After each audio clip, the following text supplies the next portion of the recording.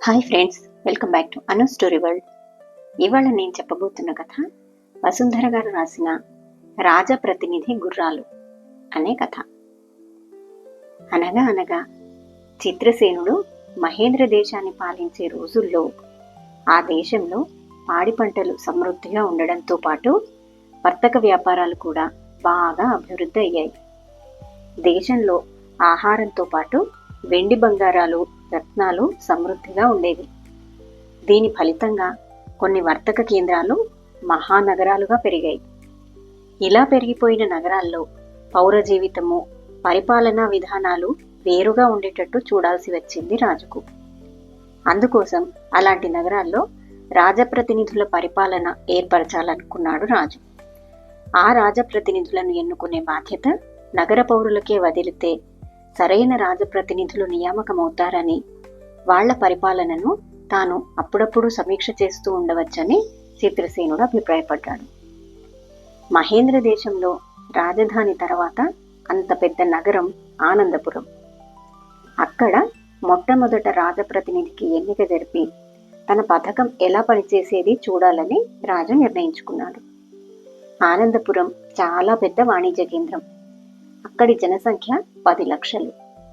ఆ నగరంలో అనేక గొప్ప భవనాలు, విశాలమైన రాజమార్గాలు ఉన్నాయి. అక్కడ విదేశీయుల రాకపోకలు విస్తారంగా ఉంటాయి. చిత్రసేనుడు తన నిర్ణయాన్ని మహామంత్రి చతురుడికి చెప్పాడు.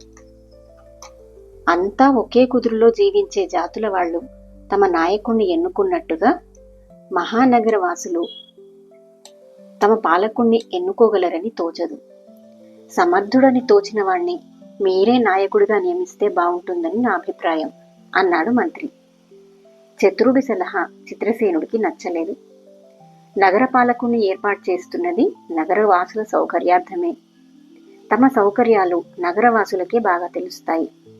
వాటి కోసం కృషి చేయగల వాణ్ణే వాళ్ళు ఎన్నుకుంటారు. ఇందులో పొరపాటు జరిగే అవకాశం ఏముంటుంది అనుకున్నాడు. 10 లక్షల మంది ఒక్కడిని ఎన్నుకోవడంలో కొన్ని చిక్కులున్నాయి. అందుచేత చిత్రసేనుడు ఆనందపురాన్ని 12 పేటలుగా విభజించి ఒక్కొక్క పేటకు ఒక్కొక్క పాలకుణ్ణి ఎన్నుకోమంటే ప్రజలు సులువుగా ఎన్నుకుంటారు. ఆ 12 మంది కలిసి తమ నాయకుణ్ణి ఎన్నుకుంటే అతడు నగర పాలకుడుగా ఉంటాడు. మిగిలిన వాళ్ళు అతని కింద ఉపపాలకులుగా ఉండి అతనికి సహాయం చేస్తూ ఉంటారు. ఈ ఏర్పాటు గురించి ఆనందపురంలో ప్రకటన జరిగింది. వెంటనే ఎన్నికల సంరంభం సాగింది. ఆనందపురంలో సుచారుడు అనే విద్యావంతుడున్నాడు. అతడు ఆ నగరంలోనే పుట్టి పెరిగినవాడు. అతనికి ఆ నగరమే పంచప్రాణాలు. అతను ఆ నగర జీవితాన్ని క్రమబద్ధం చేయడానికి ఎంతో కృషి చేశాడు. అక్కడ ఇప్పుడు ప్రత్యేక పరిపాలన ఏర్పడుతుందంటే నగర జీవితం ఇంకా అభివృద్ధి చేయవచ్చని అతడికి అనిపించింది. అతను కూడా రాజప్రతినిధి ఎన్నికకు నిలబడదలిచాడు. అతని నాయకత్వాన ఒక యువకుల సేన కూడా ఉంది. సుచారుడిలాగే అనేక మంది పేరుపడ్డ ధనికులు, వర్తకులు ఎన్నికల్లో ఆసక్తి ప్రదర్శించారు. నూతనంగా ఏర్పడే పరిపాలనలో తమకు ప్రాముఖ్యం ఉండాలని వారి కోరిక.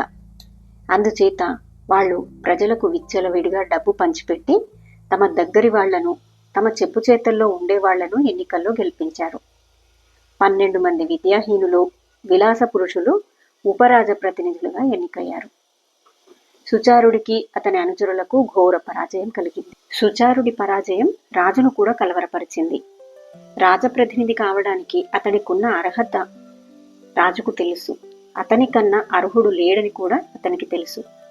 అంతతో పోక 12 మంది భ్రష్టులు ఎన్నికల్లో నెగ్గారు. మంత్రి చతురుడు రాజుతో, మహారాజా, నిక్షేపం లాంటి నగరాన్ని ఈ మూర్ఖుల చేతిలో పెట్టకండి. ప్రజలు తమకు మేలు చేసే వారిని ఎన్నుకోలేదని రుజువైంది కదా. తమరే తగిన వాణ్ణి చూసి అని ప్రారంభించాడు. ఆయన మాట పూర్తి కాకుండానే రాజు, ప్రజలకు అతనిలో విశ్వాసం లేదని రుజువైంది. సుచారుడు దీక్ష గలవాడు కావచ్చు, కానీ ధనం కలవాడు కాదు. ప్రజలు ధనవంతులను ఎన్నుకున్నారు, ఎలా కాదనగలం అన్నాడు. అయితే రాజప్రతినిధి ఎన్నిక మాత్రం ఎంతకాలానికి జరగలేదు. ఉపరాజ ప్రతినిధులు 12 ప్రతి ఒక్కడికి తాది కావాలని ఉంది. అందుచేత వారు తమ నాయకుణ్ణి ఎన్నుకోలేకపోయారు. నెల రోజులు గడిచింది. ఎన్నిక ఎందుకు జరగడం లేదో తెలుసుకుందామని రాజు తన మంత్రితో సహా ఆనందపురం వచ్చి ఉపరాజ ప్రతినిధుల సమావేశపరిచి, మీకొచ్చిన సమస్య ఏమిటి అని అడిగాడు. మహారాజా, తమరు ఎలానో రానే వచ్చారు గనక మాలో ఒకరిని రాజప్రతినిధిగా తమరే నిర్ణయించండి అన్నారు వాళ్ళు. మంత్రి రాజుతో రహస్యంగా, తమ నాయకత్వపు సమస్యను పరిష్కరించుకోలేని ఈ మూర్ఖులు ప్రజల సమస్యలను ఏం పరిష్కరించగలరు? తమరే ఆలోచించండి మహాప్రభు అన్నాడు. ఇది వాళ్ళ వినయానికి చిహ్నం, మూర్ఖత కాదు అన్నాడు రాజు. తర్వాత ఆయన ఆ 12 మందిలోనూ కాస్త కంటికి నదురుగా కనిపించే ధనగుప్తుడు అనేవాణ్ణి రాజప్రతినిధిగా నియమించి తన రాజధానికి తిరిగి వెళ్ళాడు. ప్రత్యేక నగరపాలన ఏర్పడటంతో కొత్త సమస్యలు బయలుదేరాయి. ప్రతి ఒక్క పేటవాళ్లు తమకు కొత్త సౌకర్యాలు కావాలని తమ తమ ప్రతినిధులను పీడించసాగారు. ఒక పేటలో ఏదైనా ఒక అభివృద్ధి కార్యక్రమం ప్రారంభించిన మరుక్షణం మరికొన్ని పేటల్లో ఆందోళన ప్రారంభమయ్యేది. ప్రజల్లో ఈ ఆందోళన రెచ్చగొడుతున్నది ఉపరాజ ప్రతినిధులే అని ధనగుప్తుడికి తెలుసు. వారంతా తనకు సహాయకులు కారు, ప్రత్యర్థులు. వాళ్ళు తనకు తెచ్చిపెట్టే సమస్యలను ఎలా పరిష్కరించుకోవాలో ధనగుప్తుడికి తెలియదు. అందుచేత అతడు సమస్య వచ్చినప్పుడల్లా రాజధానికి వెళ్ళి రాజును సంప్రదించడం మొదలెట్టాడు. ధనగుప్తుడు రాజప్రతినిధిగా ఉండడానికి పనికిరానివాడని రాజు త్వరలోనే గ్రహించాడు. అయినప్పటికీ ఆయన చతురుడి ముందు ఓటమి అంగీకరించలేక ధనగుప్తుడు వచ్చినప్పుడల్లా అతనికి రాజనీతి బోధిస్తూ వచ్చాడు. అయితే రాజనీతి ధనగుప్తుడి బుర్రకు ఏమాత్రమూ ఎక్కేది కాదు. అతనికి తెలిసిందల్లా ప్రతి సమస్యకు పరిష్కారం రాజుగారి నుంచి తెలుసుకోవడమే. రాజు నిర్ణయాలు అమలు చేయడం అతనికి క్షేమంగా కనబడింది. అయితే ధనగుప్తుడికి ఒక పెద్ద చిక్కొచ్చి పడింది. ఆనందపురానికి రాజధానికి మధ్య చాలా దూరం ఉంది. మంచి గుర్రం మీద రోజున్నర ప్రయాణం, కనీసం వారానికి ఒకసారి ప్రయాణం చేయాలి. ధనగుప్తుడు తన ప్రయాణాలకు నెలకు 2 గుర్రాలను ప్రజల ద్రవ్యంతోనే కొనేవాడు. అతని వద్ద 8 మేలుజాతి గుర్రాలున్నాయి. ఒకసారి ప్రయాణం చేసి వచ్చిన గుర్రానికి 2 నెలలు విశ్రాంతి లభించేది. ఈ గుర్రాలను చూడడానికి ఆరితేరిన అశ్వరక్షకులు, 2 పశువైద్యులు ఉండేవారు. గుర్రాల కోసం అందమైన భవనం నిర్మించబడింది. వాటి కోసం మేలు రకం ఆహారం పై దేశాల నుంచి వచ్చేది. నగర పరిపాలన యావత్తూ ఆ గుర్రాల ఆరోగ్యంపైనే ఆధారపడి ఉంది. మరి 1 సంవత్సరం పూర్తి కాగానే ధనగుప్తుడు తన నివేదికలను తీసుకుపోయి రాజుగారికి సమర్పించాడు. ఆ నివేదికల్లో రాజుకు కొత్త విషయాలేవీ కనిపించలేదు.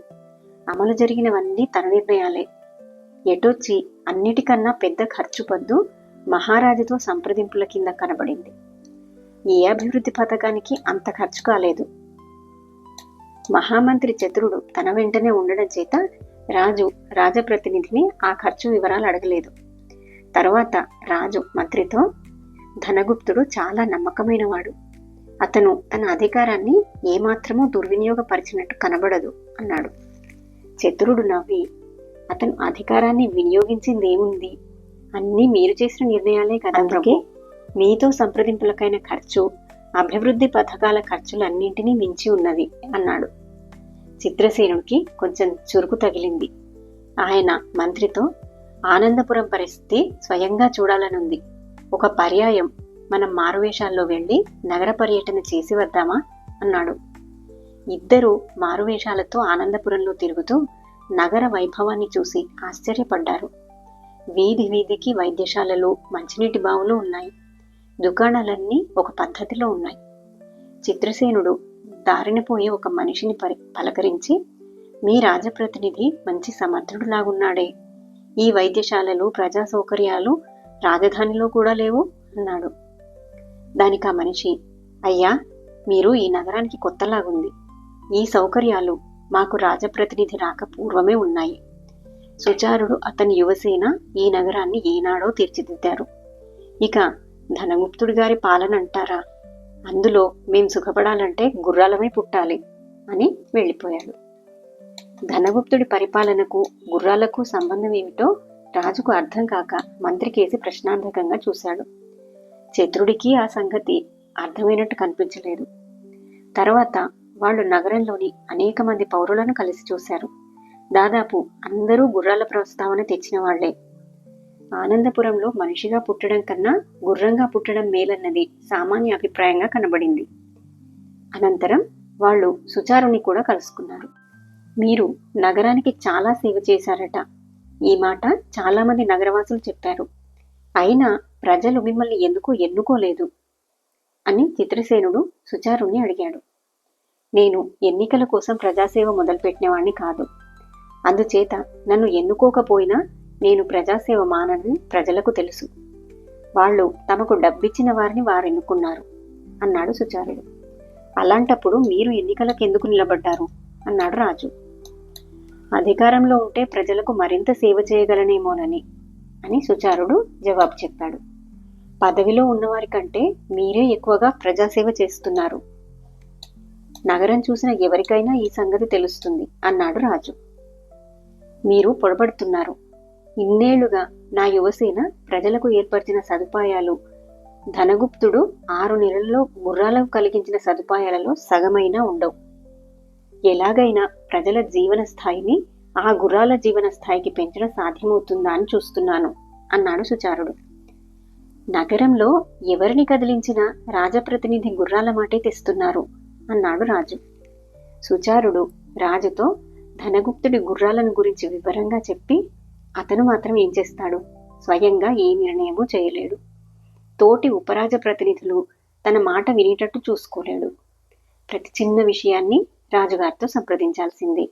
ఈ భాగ్యానికి రాజుగారు ఒక రాజప్రతినిధి ఎందుకు నియమించాడా అని నాకు ఆశ్చర్యం కలుగుతుంది అన్నాడు. రాజు వెంటనే అధికార రీత్యా వెళ్లి ధనగుప్తుడు తన అశ్వాల కోసం చేసిన ఏర్పాట్లు స్వయంగా చూశాడు. తనతో సంప్రదించడానికి ధనగుప్తుడు అంత ఖర్చు ఎందుకు చేశాడో ఆయనకు అర్థమైంది. రాజధనాన్ని ప్రజల కోసం కంటే గుర్రాల కోసం ఎక్కువగా ఖర్చు పెట్టే మూర్ఖుణ్ణి ఇంతకాలం నగరపాలకుడిగా కొనసాగించినందుకు రాజు తనను తానే నిందించుకున్నాడు.